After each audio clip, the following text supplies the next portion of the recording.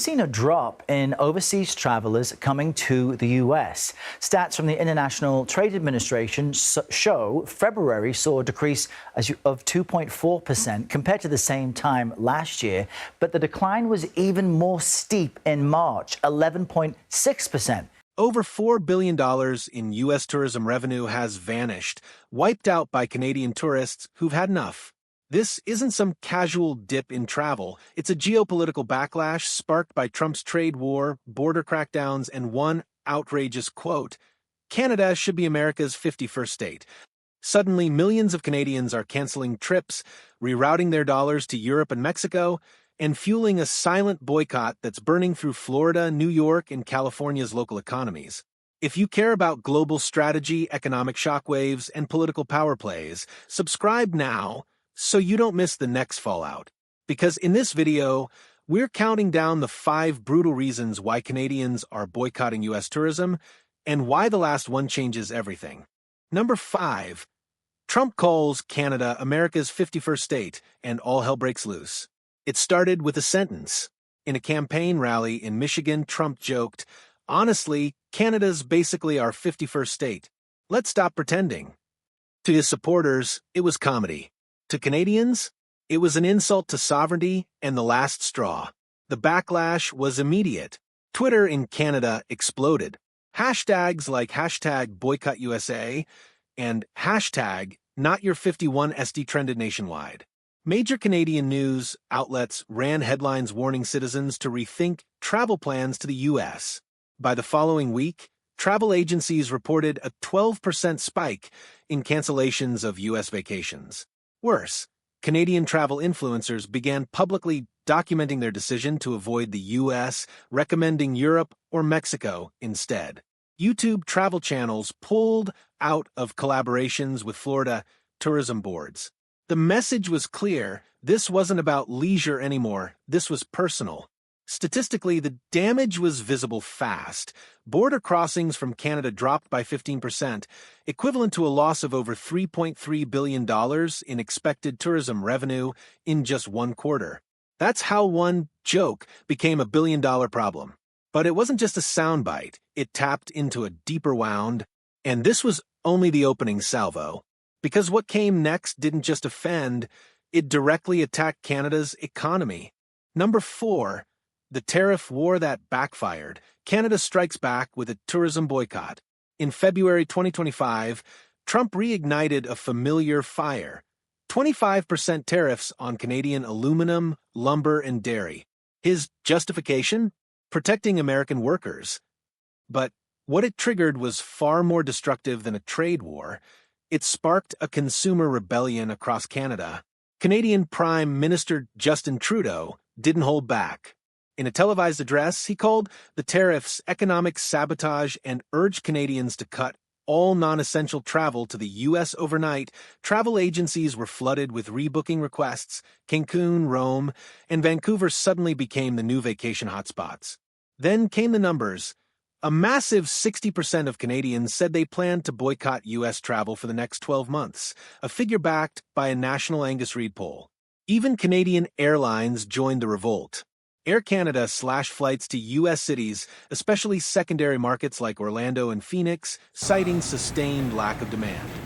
What's worse, local economies in the U.S. began to panic. Florida's hospitality sector, already fragile post-COVID, saw an 11% drop in hotel bookings from Canadian tourists. Restaurants, theme parks, and even national parks started reporting revenue shortfalls. And still, Washington stayed silent. Trump doubled down, tweeting, "Canada needs us more than we need them." But that assumption would soon collapse, because what Canadians did next exposed a much darker side of the U.S. border. Number 3. Border detainments turned tourists into hostages.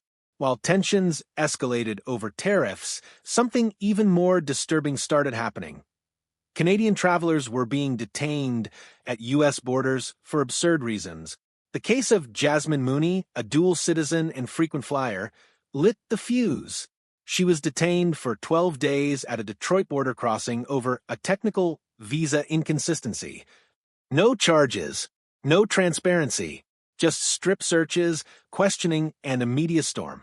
When the story broke, Canadian public trust in U.S. border policy collapsed. She wasn't alone. Reports surfaced of Canadians with valid documents being denied entry, interrogated, and in some cases having their phones and laptops confiscated. The Canadian Civil Liberties Association warned that U.S. Customs was engaging in unjustified surveillance and intimidation. The numbers spoke for themselves. Border detentions of Canadians rose 28% in Q1 2025, and over 47% of surveyed travelers said they now felt unsafe or unwelcome visiting the U.S. Travel forums turned hostile. Canadian influencers shared horror stories. Facebook groups dedicated to U.S. travel tips were replaced by Avoid the U.S. in 2025 movements. Some travel insurers even raised premiums for trips to America, citing escalating geopolitical tension. And with that, the boycott evolved from economic protest to national self-defense. But while most Canadians were focused on avoiding the U.S., the real financial bloodbath was just beginning, and it hit American workers where it hurt most. Number 2, U.S. job losses explode as Canadian tourism dries up. Behind the headlines and border chaos, a brutal economic truth emerged. The Canadian boycott was crushing U.S. jobs. Quietly at first, then like an avalanche, tourism boards in Florida, California, and New York reported the sharpest declines. Why? Because Canadian tourists aren't casual visitors, they're repeat spenders. In 2024 alone, Canadians contributed over $24 billion to U.S. tourism. By Q2 2025, that number had dropped by nearly 40%. The result? Devastation on the ground.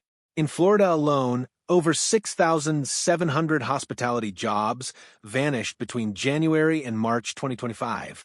In New York, Broadway shows and boutique hotels reported a 13% decline in revenue attributed directly to fewer Canadian visitors.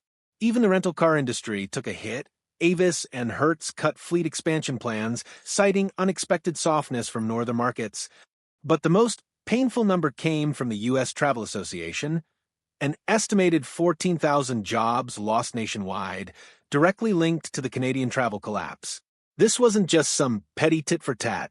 This was a full-blown economic strike, fueled not by politicians, but by everyday Canadians with credit cards and passports.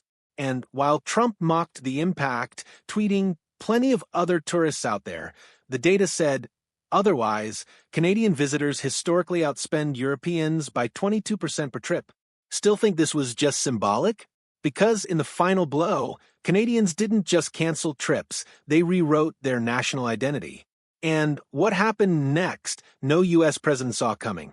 Number 1, Canada turns inward and sparks a nationalist tourism revolution. When Canadians stopped crossing the border, they didn't just stay home, they started reinvesting in Canada's own tourism and economy. And the speed was shocking.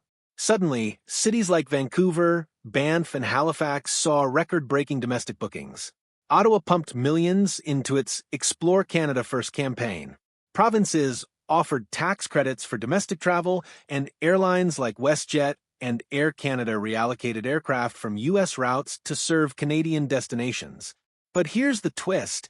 This wasn't just about tourism, it morphed into a full-blown economic nationalism movement. The slogan, "Spend it where it counts, spend it at home," began appearing in ads, apps, even coffee cups. Canadian developers launched MapleScan, an app that scans barcodes to tell you if a product is fully made in Canada. Meanwhile, a viral campaign renamed Americano coffee as Canadiano in cafes across Toronto and Montreal, just to make a point. According to StatsCan, Canadian spending at home rose by 32% in Q2 2025, and imports from the U.S. dropped by $5.1 billion, a direct economic response to Trump's tariffs and rhetoric. The boycott wasn't just about travel anymore. It had become an identity movement, a nationalist push to reduce reliance on the U.S. economically, culturally, and politically. And if this continues, the U.S. won't just lose tourists. It could lose its closest ally in the Western Hemisphere. Final thoughts. The Canadian boycott of U.S. tourism started as a reaction, but it's ending as a transformation. In just months, over $4 billion vanished from the U.S. economy, 14,000 jobs were lost, and America's most reliable northern neighbor redrew the map of its loyalty with credit cards and canceled flights. Trump's trade war, border aggression, and nationalistic taunts didn't just provoke headlines. They sparked a nationalist awakening in Canada, one with long-term consequences. If this shift hardens, the U.S. risks more than lost revenue. It risks a strategic fracture in North American unity. So here's the question: is this just a tourist boycott, or the first crack in a deeper geopolitical divide? Let me know what you think in the comments. And if you want more hard-hitting breakdowns like this, don't forget to subscribe. The next shock might hit closer to home.